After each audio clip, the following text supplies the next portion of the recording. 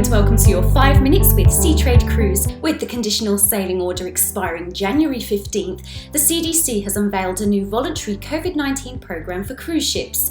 It includes guidance for ships to continue to operate in a way that is healthier and safer, with lines asked to opt in by January 21st. If they do, they'll have to follow all CDC recommendations and guidance, and their ships will continue to receive a colour status. Lines that opt out will be listed as grey, meaning the agency has neither reviewed nor confirmed their health and safety protocols. One exception, US flagships that don't follow this program will not be listed as grey.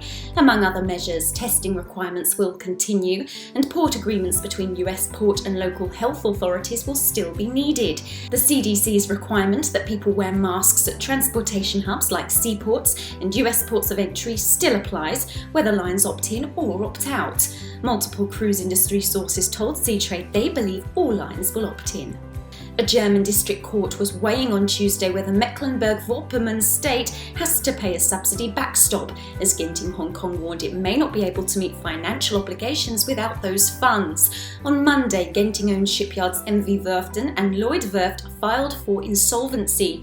Trading of Genting Hong Kong shares on the Hong Kong Stock Exchange has been suspended since Friday. Genting said that in addition to seeking access to the €78 million backstop, it has been trying to access various alternative sources of liquidity under existing contractual commitments, including a €108 million construction milestone drawdown for Global Dream.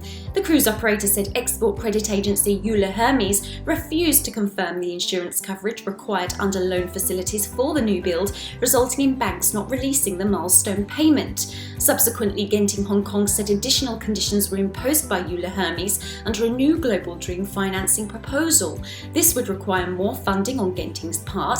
However, the cruise operator maintained it has already fulfilled its contributions required as a precondition for the financial aid. Genting says it has continued to engage with senior ministers of the German government and its controlling shareholder, which offered to increase its funding to the group from $30 million already drawn to $42 million.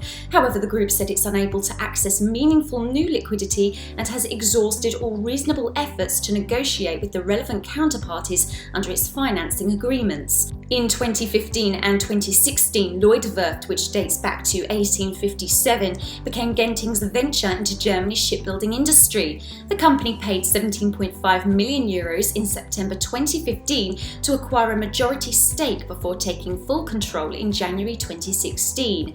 2 months later, it acquired the Mecklenburg-Vorpommern shipyards, which later became MV Werften. Lloyd Werft has about 300 employees today. MV Werften presently has some 1,900 employees. A local source told Seatrade that German-controlled REUNITIng Group might still be interested in Lloyd Werft, adding that after the experiences with Genting at Bremerhaven and in Mecklenburg-Vorpommern, most workers would prefer going to a German owner than a foreign investor. Starting in mid-February, Hapag-Lloyd Cruises will require adults to have a COVID-19 booster if their primary vaccination dates back more than 3 months. This applies to ages 18 and older.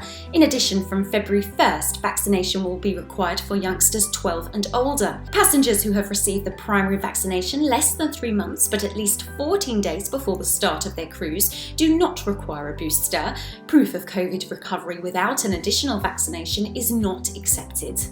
Operations at Meyer Neptun Engineering are underway, with the company aiming to grow to 50 engineers in the months ahead.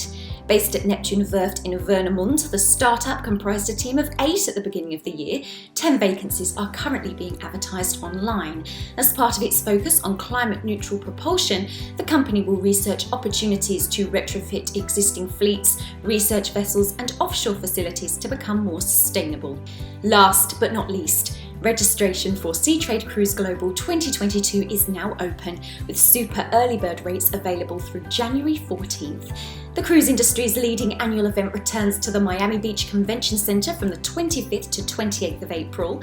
This year's conference will celebrate resilience, highlighting the industry's collaborative efforts across sectors to create a safer, more innovative cruising experience. In addition to its enriching programming and expo components, the show will offer optimized networking opportunities with an all-new AI-enabled matchmaking software and dedicated concierge team. Seatrade Cruise Global is expected to welcome more than 10,000 attendees, representing 80 plus cruise line brands and over 500 exhibitors. For the latest event details and soon to be announced conference programming, visit seatradecruiseglobal.com. That's all for now. Thank you for watching.